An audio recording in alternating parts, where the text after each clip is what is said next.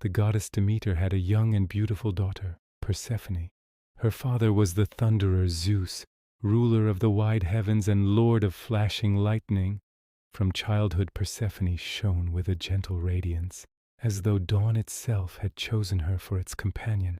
Her laughter was like the ringing of silver bells, and wherever she stepped, tender shoots seemed to stir beneath her feet. One day Persephone, together with the Oceanid nymphs, was playing carefree in the blooming Nisaean meadow. The air was warm and bright, and the sky stretched endlessly above them, clear as polished sapphire. Like a light butterfly, Demeter's daughter ran from flower to flower, her long hair catching the sunlight.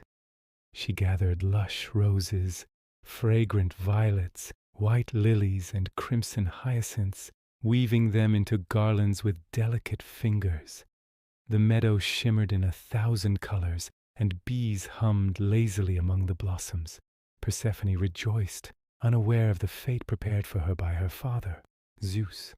She did not know that the brightness of that day would soon be replaced by shadow. She did not know that she would not soon see the sunlight again or breathe the sweet fragrance of flowers. For Zeus had given her in marriage to his dark brother, Hades, stern lord of the Underworld. In his silent realm, deep beneath the roots of the earth, pale spirits wandered without laughter. Persephone was destined to dwell in that shadowed kingdom, far from the radiance of the sun and the songs of birds. Hades had long watched her from afar, unseen and patient as the earth itself. When he saw her in the meadow, glowing with youth and innocence, he resolved to carry her away. He asked Gaia, ancient goddess of the earth, to bring forth a wondrous flower unlike any other, and from the fertile soil there rose a marvelous blossom, dazzling in color, its intoxicating scent filling the air. Its petals shimmered with strange beauty, and its fragrance drifted like a whisper, meant only for Persephone. Drawn by wonder, she noticed it among the grasses. She reached out her hand, smiling in delight, and plucked the flower from the stem. At that very moment the earth trembled and opened wide, with a thunderous roar. From the dark chasm burst forth black horses, fierce and snorting, harnessed to a golden chariot. In that chariot stood Hades, crowned in shadow and holding the reins with iron resolve. Before Persephone could flee, he seized her in his powerful arms. The ground closed behind them, and they vanished into the depths of the earth. She had only time to cry out, a cry filled with fear and disbelief. Her voice echoed to the depths of the sea and to lofty Olympus, trembling through sky and water alike, but no hand reached down in time to save her. No one witnessed the abduction except Helios, the all-seeing sun god, who from his fiery chariot beholds all things. Demeter heard her daughter's cry and felt her heart pierced as by a blade. She rushed to the meadow, calling Persephone's name again and again, but nowhere was her beloved child to be found. The flowers lay scattered upon the grass, and the air felt suddenly cold. The Oceanid nymphs wept, yet they knew nothing of what had happened. Deep sorrow overcame the heart of the goddess, heavier than mountains and darker than storm clouds. Clad in dark garments with unbound hair, for 9 long days she wandered the earth in grief. She tasted no food, took no rest, and refused the nectar of the gods. She called upon the winds to carry her plea, upon the rivers to reveal what they had seen, upon the mountains to answer her. She begged them to tell her where her daughter was hidden, but nature remained silent, as though sharing her sorrow and mourning in stillness. On the 10th day she came to radiant Helios and implored him to reveal the truth he had witnessed. Moved by her suffering, Helios spoke gently and told her all. He said that Zeus himself had given Persephone in marriage to Hades, who had taken her into the shadowed kingdom below. At these words, grief in Demeter's heart turned to burning anger. She felt betrayed not only as a mother, but as a goddess. Leaving Olympus behind, she went to live among mortals, concealing her divine form beneath the appearance of an aged woman. And as she withdrew her blessing, growth ceased upon the earth. Leaves withered on the trees, grasses faded to gray, and fields lay barren beneath a pale sky. Farmers scattered seeds that never sprouted. Gardens and vineyards dried up, and the scent of ripening fruit vanished from the air. Hardships spread everywhere, and heavy trials fell upon humankind. Children cried from hunger, and elders lifted weary eyes to the heavens. Their prayers rose like smoke, yet Demeter, immersed in sorrow, did not heed them. At last, in her wandering, she came to Eleusis. By the city walls, she sat beside a well in the shade of an ancient olive tree. Silent and unmoving, she seemed like a statue carved from grief itself, and tears rolled slowly down her cheeks. The daughters of King Celeus approached her with kindness and asked who she was. Calling herself Deo, she spoke softly and asked to serve in the house of their mother, Queen Metanera. Thus she entered the royal household, humble in appearance yet mighty in hidden power. She began to nurse the infant Demophon and soon grew attached to him as to her own son.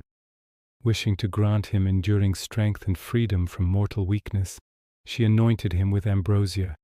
She breathed upon him divine breath and held him close with tenderness. At night she placed him within sacred flame to cleanse him of mortal frailty. The fire did him no harm, for the goddess herself shielded him. But one night, Metanera entered and saw her child shining within the sacred fire.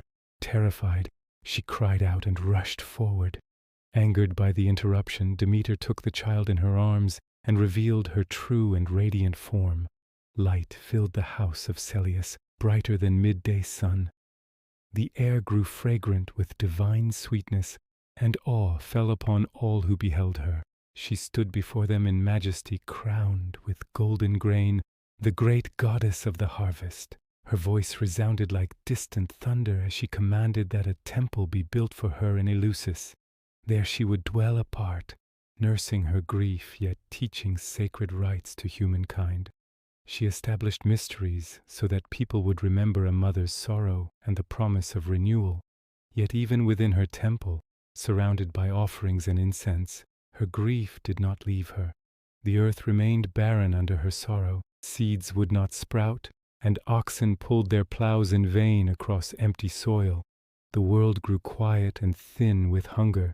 Then Zeus, fearing that humankind would perish and no honors would rise to Olympus, sought to restore balance. He sent Iris, swift messenger of the rainbow, to speak with Demeter. He sent other gods as well, bearing promises and gentle words. But she refused to return until she saw her daughter with her own eyes. At last, Zeus sent swift Hermes down into the underworld. Through shadowed caverns and across the dark river he descended. He stood before Hades and delivered the will of Olympus. Hades listened in silence and agreed to release Persephone. Yet before she departed, he offered her a pomegranate fruit, red as a drop of blood. Unaware of its binding power, Persephone ate several crimson seeds. Thus she bound herself to the underworld for part of each turning year. When at last she rose to the earth and saw her mother waiting, Demeter rushed forward and embraced her with a cry of joy.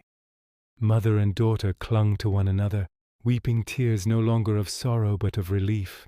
With Persephone's return, warmth flowed back into Demeter's heart. At once nature awakened from its long despair. Meadows turned green, tender shoots broke through the soil, and trees dressed themselves in fresh leaves. Gardens blossomed, and fields ripened with golden grain swaying beneath the sun. Birds filled the forests with song, and clear streams rang brightly over stones. Thus the order of the seasons was established for all time. When Persephone dwelt beside her mother, spring and summer reigned upon the earth in joy and abundance. When she returned to Hades in the shadowed realm, Demeter grieved, and autumn and winter descended. Leaves turned golden and fell like quiet tears. Fields grew empty, and the world grew still, awaiting renewal. Yet each time Persephone rises again, hope returns with her. People offer prayers to Demeter, praising her generosity, her mercy, and her enduring love. So the myth of Demeter and Persephone became a sacred tale of the eternal cycle of life, death, and rebirth. It is a story of a mother's love that not even the depths of the earth could extinguish. And even now, when the snows melt and the first flowers break through the soil, people remember. Persephone returns to her mother, and with her comes renewal, light, and the triumph of life over darkness.